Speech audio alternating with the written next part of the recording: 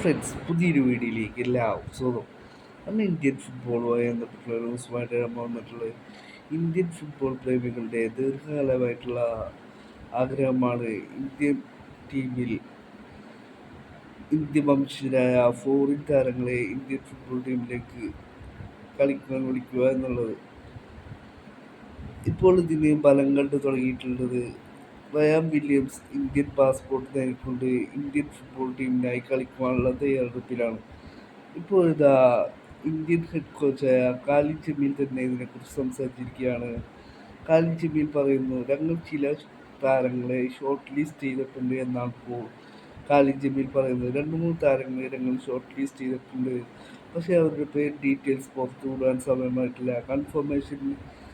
Confirmation വന്നാലായിരിക്കും പേര് ഡീറ്റെയിൽസുകൾ പുറത്തുവിടുക എന്നാണ് ഇപ്പോൾ ഇന്ത്യയുടെ ഹെഡ് കോച്ചായ കാലിൻ ജമീൽ തന്നെ പറഞ്ഞിരിക്കുന്നത്. കാലിൻ ജമീൽ പറയുന്നു, ഇന്ത്യ വംശജരായ ഫോറിൻ താരങ്ങൾ വന്നു കഴിഞ്ഞാൽ ഇന്ത്യൻ ടീമിൻ്റെ പെർഫോമൻസ് ബെറ്റർ ആവും എന്നാണ് ഇപ്പോൾ ഇന്ത്യയുടെ ഹെഡ് കോച്ചായ കാലിൻ ജമീൽ പറയുന്നത്.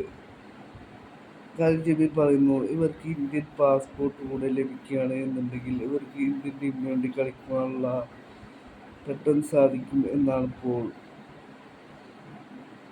ഇന്ത്യൻ ഹെഡ് കോച്ചായ കാലിൻ ജമീൽ പറയുന്നത്.